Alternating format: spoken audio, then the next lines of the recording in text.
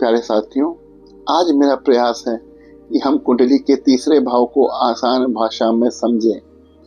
तीसरा भाव हमें क्या क्या बताता है, ये मैं आपको पहले पॉइंट बाय पॉइंट समझा रहा हूँ। इसके बाद हम हर एक पॉइंट पर एक लंबी बातचीत करेंगे।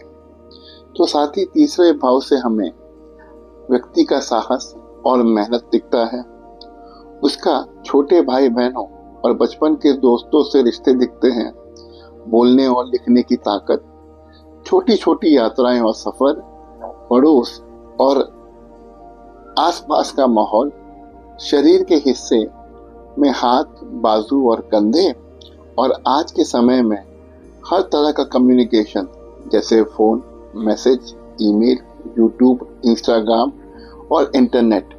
यानी तीसरा भाव हमारे जीवन के कई महत्वपूर्ण पहलुओं को दर्शाता है।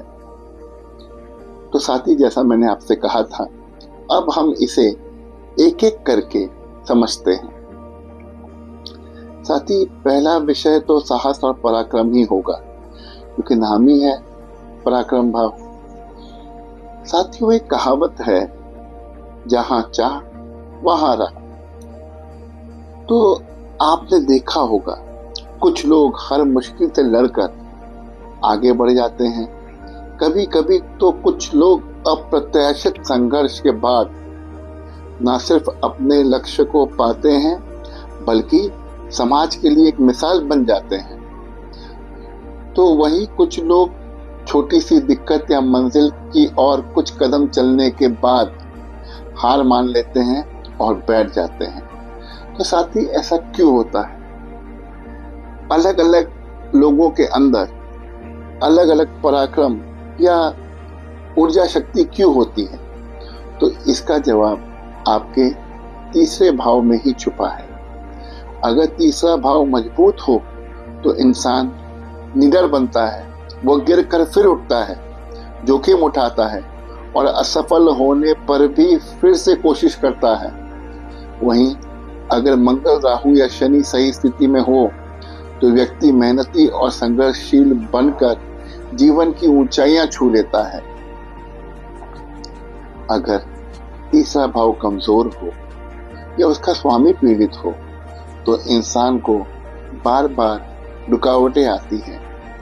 भाई बहनों से मनमुटाव होता है, दोस्तों से दूरी होती है और आत्मविश्वास में कमी दिखती है।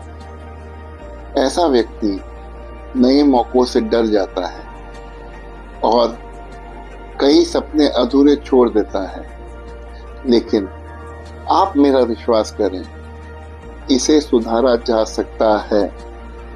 उपाय बहुत सरल है।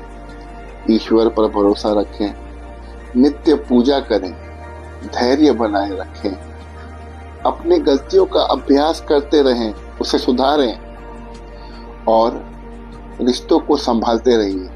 धीरे धीरे ये सब मिलकर इस भाव को मजबूत कर देते हैं। साथियों, दूसरा महत्वपूर्ण पहलू है वाणी, लेखन और तकनीकी सफलता। तीसरा भाव हमारे बात करने और लिखने की शक्ति भी बताता है। हम में से ऐसा कौन होगा साथियों, जो ये ना चाहता हो कि लोग उसके बात के कायल बन जाएं। वो जो भी कहे लोग उसकी बात ही सुनते रहें, उसकी बात मानते रहें।